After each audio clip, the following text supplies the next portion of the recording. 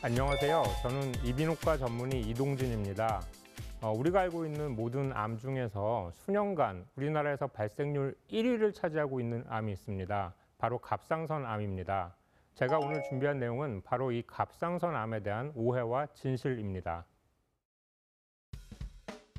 여성에게 잘 생기는 암으로 알려진 갑상선암. 하지만 최근 발표된 자료에 따르면 지난 2018년부터 2022년까지 갑상선암 남성 환자가 23.4% 증가. 갑상선암은 더 이상 여성암이 아닌 국민암으로 불리고 있다.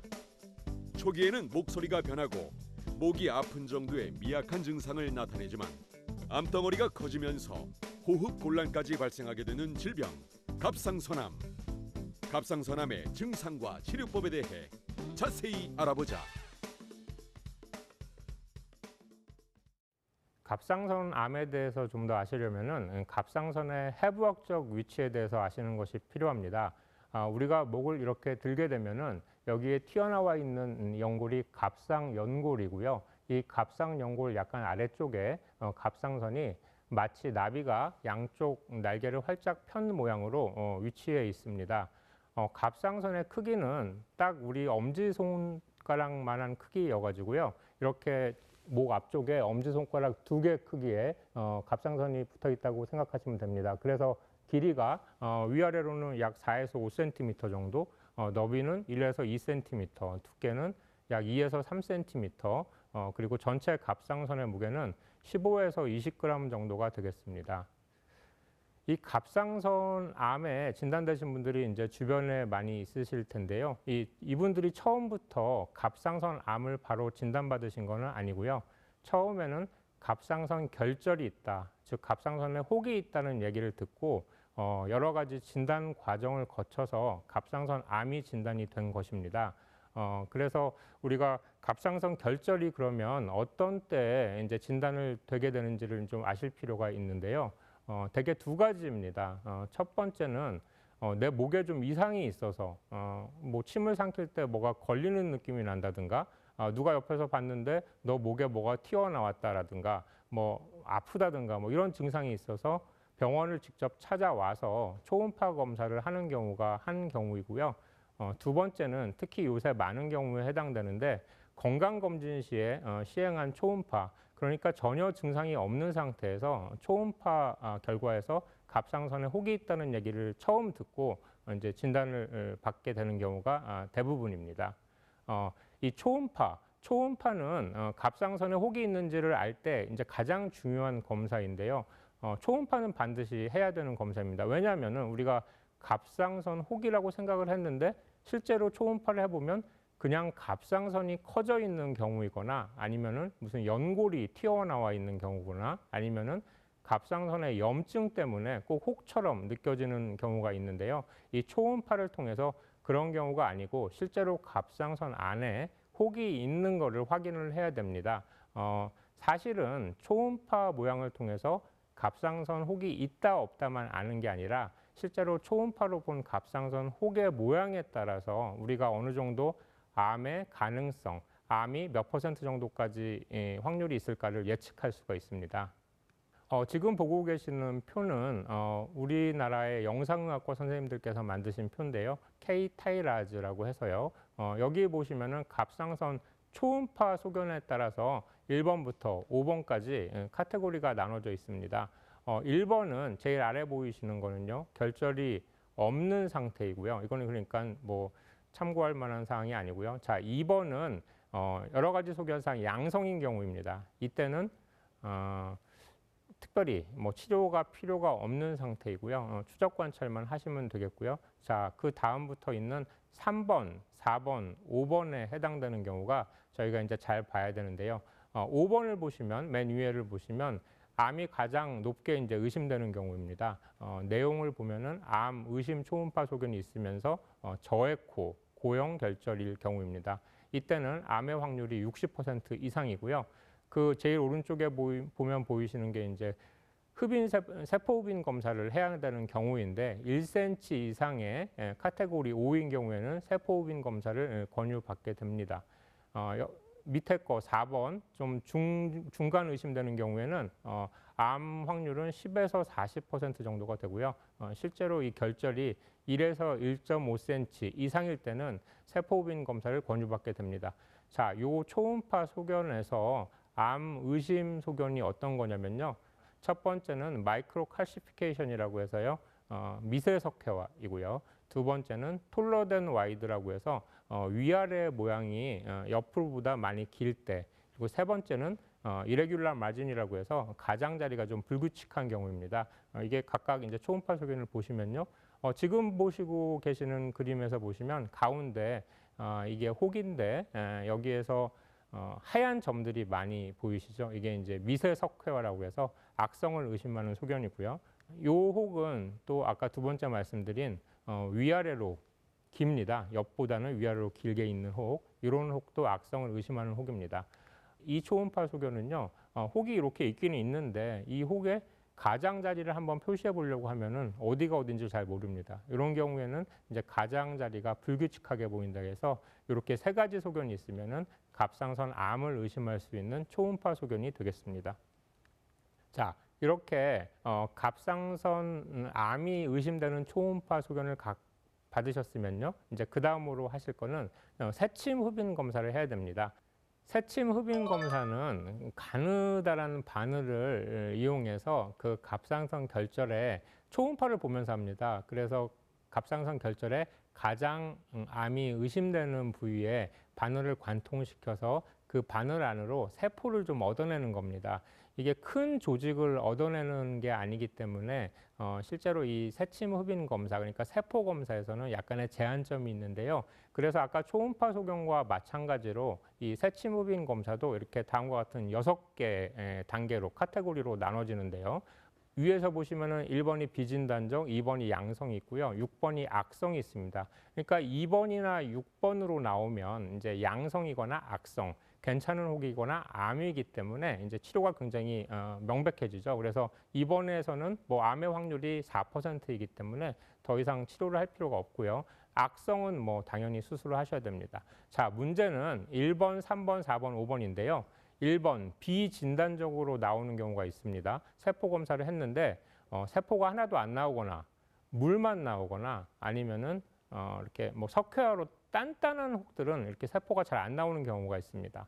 그리고 3번 비정형, 이거는 여포세포가 나오긴 나왔는데 정상 여포세포가 아니라 약간 좀 암하고 헷갈리는 듯한 세포들이 나왔을 경우에 비정형이라고 합니다. 그래서 이 1번과 3번, 1번은 암의 확률이 13% 되고요. 3번은 비정형은 암의 확률이 22%이기 때문에 이때는 다시 한번 새침 흡인 검사를 하게 되는데요. 뭐 바로 시행해도 되고 3개월이나 뭐 6개월 있다가 기간을 좀 두고 시행해도 됩니다. 자, 4번, 5번을 보시면요. 4번은 여포종양입니다. 새침 흡인 검사를 했는데 그 세포가 여포세포가 나왔어요. 정상적으로 갑상선에서 있는 세포가 여포세포인데 자, 이것만 가지고는 이게 암인지 괜찮은 혹인지 알 수가 없습니다. 그래서 이 4번이 나오면은 이제 어쩔 수 없이 수술을 하게 됩니다. 왜냐하면 암의 가능성이 30%나 되기 때문에 수술을 하게 되고요.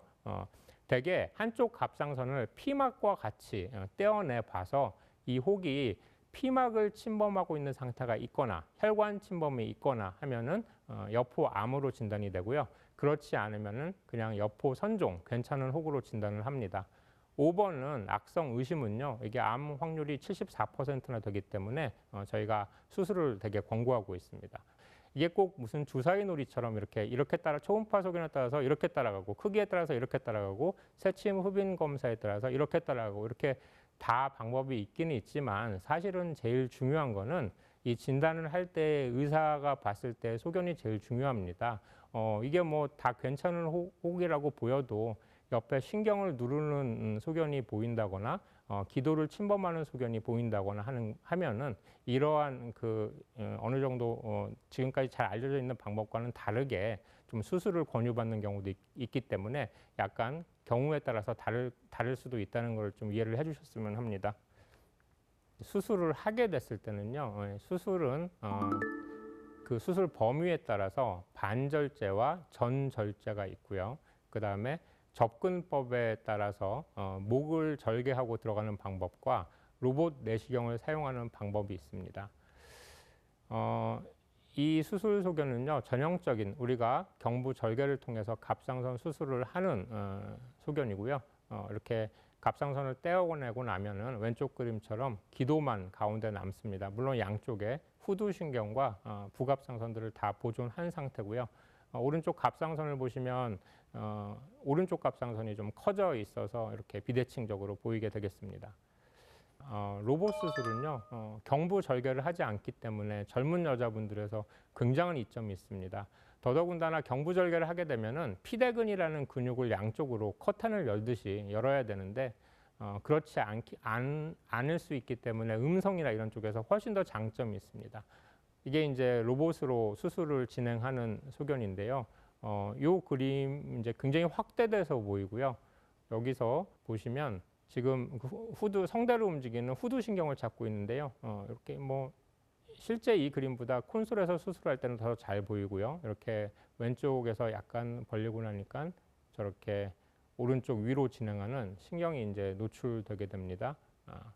이 뭐 로봇 수술의 장점이죠. 저렇게 경부 절개를 통해서 봤을 때는 저희 굉장히 작게 보이는데요. 저렇게 뚜렷하게 보이고 그럴 때는 이렇게 신경 감시 장치를 이용해서 갖다 대면은 띠띠띠띠 하면서 이게 성대신경이라는 걸 이제 가르쳐 주기 때문에 신경을 다치지 않을 확률이 많이 높아집니다.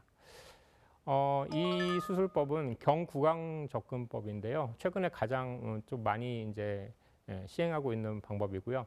치아와 입술 사이에 절개선을 이렇게 세 군데를 넣어가지고 여기다 트로카라는 걸 넣어서 수술을 시행하게 됩니다. 이 경부절개법은 뭐 여러 가지 장점이 있습니다. 뭐 일단은 입술로 들어가서 여기까지만 가기 때문에 굉장히 짧아요, 거리가. 그래서 수술하기도 쉽고, 그 다음에 더 좋은 장점은 가운데서 들어가기 때문에 양쪽의 갑상선을 동시에 뗄 수 있는 장점이 있습니다. 아까 겨드랑이를 통해서는 한쪽만 할 수 있는데 이때는 양쪽을 동시에 시행할 수가 있고요. 대신에 약간의 이제 단점이라고 할 수 있는 거는 가운데로 들어가기 때문에 양쪽 갑상선의 위쪽에 있는 혹을 뗄 때는 다른 겨드랑이로 접근하는 방법이나 아니면 귀 뒤로 접근하는 방법에 비해서 약간 좀 제한이 있는 경우가 이제 있습니다. 자, 이런 수술법들 중에서 어떤 수술법을 이용할 거냐 하는 것은요, 제가 생각하기에는 수술하는 사람이 가장 익숙한 방법으로 하시는 것들이 환자한테도 제일 좋습니다. 자, 이렇게 수술로 갑상선을 떼어내시면요, 이제 그 떼어낸 갑상선을 가지고 병리과에서 조직 검사를 시행하게 됩니다. 뭐 갑상선 암이 어떤 종류인지, 림프절 전이가 있는지, 뭐 피막 침범이 있는지를 자세하게 이제 봐주시는 거죠. 이런 결과는 우리가 퇴원해서 수술 후에 퇴원해서 외래로 오셔서 듣게 되는데요. 갑상선 암의 종류는 크게 4가지가 있습니다. 유두암, 여포암, 수질암, 역형성암 이렇게 4가지가 있는데요. 이 유두암과 여포암을 분화성암이라고 하고 수질암과 역형성암을 이제 미분화성암이라고 합니다.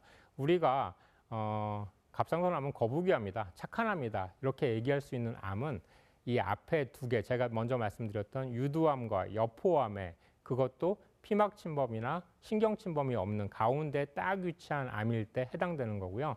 나머지에서는 절대로 갑상선 암이 착한 암이 아닙니다.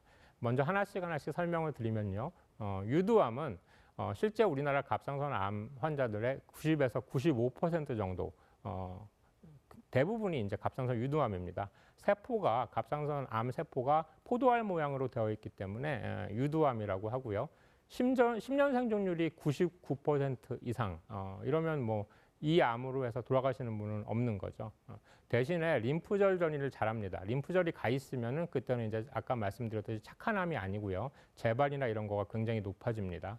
2번째 설명드린 여포암은요. 여포암은 전체 5에서 10% 정도. 2번째로 많지만 좀 유두암보다는 많이 적고요.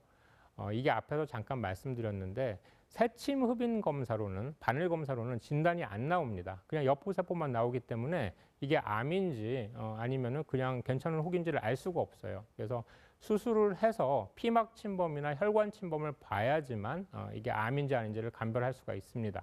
그래서 실제로 임상에서는 한쪽, 그 혹이 있는 한쪽을 먼저 수술을 하고 조직 검사 결과를 봐서 여기서 암으로 나오면 환자분께 설명을 드리고 한 일주일이나 2주일 후에 나머지 정상 반을 절제를 하게 됩니다.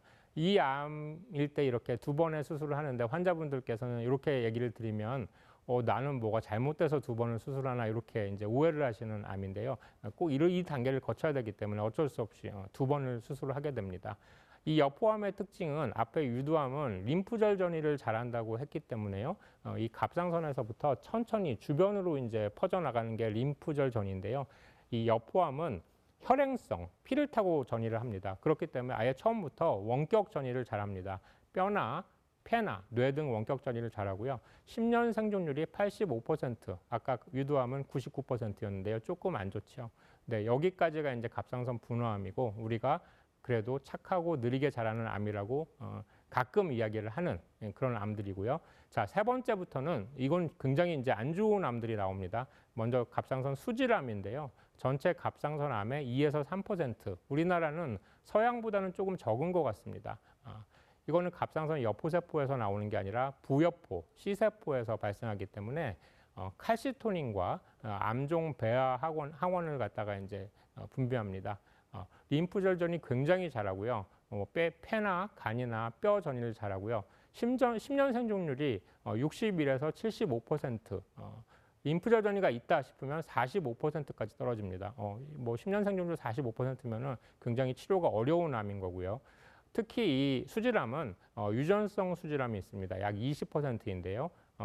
이 유전성일 때는 RET 유전자, 이 렛 유전자 돌연변이가 관찰이 되는데 이 유전자 돌연변이가 있으면 거의 무조건 이 갑상선 수질암이 생긴다고 봐야 되기 때문에 가족들도 다 이 RET 유전자 돌연변이를 검사를 해서 그 돌연변이가 있으면은 잘 설명을 하고 예방적으로 갑상선 전절제술을 시행하게 됩니다. 자, 이 네 번째 갑상선 역형성암은요, 1에서 2% 정도인데요. 이 발생은 대부분 아까 예후가 좋았던 갑상선 유두암이나 여포암을 갖고 있다가 물론 본인이 몰랐거나 아니면 치료를 안 하거나 갖고 있었는데 여기에 여러 가지 유전적인 변이가 거치면서 이제 역형성암이 생기게 됩니다. 그래서 일반적인 갑상선암이 호발 연령이 40대인 반면에 이 역형성암은 그거보다 한 10년, 20년 늦게 60대 이상에서 잘 발생을 하고요. 악성도가 굉장히 높습니다. 뭐 여러 가지 피가래가 나온다거나 기도를 침범하면은 식도를 침범하면 음식을 삼키기도 어렵고요. 여러 가지 치료를 해보지만 방사선 치료나 새로 나오는 약들을 치료를 해보지만 치료 효과가 거의 없습니다. 그래서 대부분 진단을 받고 6개월에서 1년 이내에 사망을 하는 암이 이 갑상선 역형성 암입니다. 다시 말씀드리면 갑상선 수질암과 역형성암은 치료가 꽤 어려운 암이고요. 절대로 착한 암이 아닙니다. 자, 이렇게 이제 진단을 받고요, 수술을 했고, 그래서 외래로 오셔서 본인의 갑상선 암이 어떤 정도로 진행을 했는지, 어떤 타입인지를 얘기를 들으셨으면 이제 앞으로 추적 관찰을 하셔야 됩니다. 추적 관찰을 할 때는 일단은 갑상선 전절제술을 시행받으셨으면은 몸에서 갑상선 호르몬이 생성이 되지 않기 때문에 갑상선 호르몬을 복용을 하셔야 됩니다. 또 하나 부갑상선이 이제 4개가 갑상선 뒤에 붙어 있는데요. 양쪽에 2개씩. 이 부갑상선은 림프절하고도 이제 모양이 비슷하고 지방하고도 모양이 비슷하고 그래서 수술할 때 이렇게 손상을 받기도 합니다. 더더군다나 우리가 갑상선을 떼어내게 되면은 갑상선으로 가는 혈관을 일부러 이제 차단을 해야 되는데 이렇게 차단을 하는 경우에 부갑상선의 허혈성 손상이 일어나서 이 칼슘 저하증이 오게 됩니다. 이럴 때는 어쩔 수 없이 칼슘과 비타민 D를 같이 복용을 해야 합니다. 갑상선 수술을 이제 반절제만 했을 경우에는 대부분 갑상선 약을 복용을 안 해도 되고요. 3개월, 6개월 때 갑상선 호르몬 검사를 해서 실제로 낮은 경우에만 갑상선 약을 복용을 하고요. 그렇지 않은 경우에 약을 복용을 안 합니다. 이 갑상선 자극 호르몬이라는 게 있는데요. 우리 뇌하수체에서 나오는 호르몬입니다. TSH라고 하는 호르몬인데요. 이 호르몬은 우리 몸에서 갑상선 호르몬이 높으면 이 자극 호르몬이 낮아집니다. 갑상선을 자극을 안 하려고 그래요. 대신에 우리 몸의 갑상선 호르몬이 낮으면 이 갑상선 자극 호르몬이 많이 나와서 우리 몸의 갑상선을 자극해서 호르몬을 많이 만들게 합니다. 근데 우리가 이제 갑상선 수술을 받았잖아요. 수술을 받아서 깨끗이 수술을 하기는 했는데 어딘가에 암세포가 뭐 남았다 이런 가정 하에 만일에 이 갑상선 자극 호르몬이 높아지면은 그런 숨어 있는 갑상선 암세포를 이제 활성화, 더 일해라, 뭐 자극하는 거가 되기 때문에 이 갑상선 자극 호르몬을 일부러 좀 낮게 유지시키는 것이 갑상선 자극 호르몬 억제요법입니다. 대개 한 2년 정도 시행을 하게 되는데요. 이것 때문에 몸에 이제 갑상선 호르몬 수치는 정상으로 유지하면서 갑상선 자극 호르몬 TSH 수치만 이제 낮게 유지하는 게 억제요법인데요. 환자분들은 이제 가끔 물어보십니다. 외래 오셔서 저는 여기서 이 병원에서 이제 수술 받고 검사할 때는 다 정상이라고 했는데 검진을 해봤더니 이 갑상선 자극 호르몬이 낮은데 이게 문제 아닌가요? 하는데 그거는 이제 억제요법을 저희가 하고 있기 때문에 그런 거고요. 큰 문제는 없습니다. 자, 수술도 다 끝났고요. 약도 이제 복용을 하시고 뭐 안 하셔도 되고요. 그러면 이제 갑상선암의 치료 후 재발 같은 거를 봐야 되기 때문에 추적 관찰을 합니다. 갑상선 치료 후의 추적 관찰은 피 검사와 초음파 검사가 있는데요. 피 검사로 할 수 있는 거는 갑상선 전절제술을 받으신 분에만 해당됩니다. 갑상선이 반이 남아 있으면은 피 검사로 알 수 있는 건 없고요. 갑상선 전절제술을 받으신 분들은 갑상 글로불린이 원래는 이제 나오지 않아야 되거나 굉장히 낮은 상태로 유지가 돼야 되는데 어느 순간 뭐 1년, 2년, 3년 지나서 갑자기 갑상 글로불린이 높아진다 하면은 이거는 재발의 소견이기 때문에 초음파나 이런 것들을 해서 다시 한번 찾아봐야 됩니다. 갑상선 초음파는 대개 수술 후에 6개월이나 1년마다 시행을 하는데요. 계속 보면서 뭔가 재발 소견이 보이면은 필요하면 새침 흡인 검사를 다시 하기도 합니다.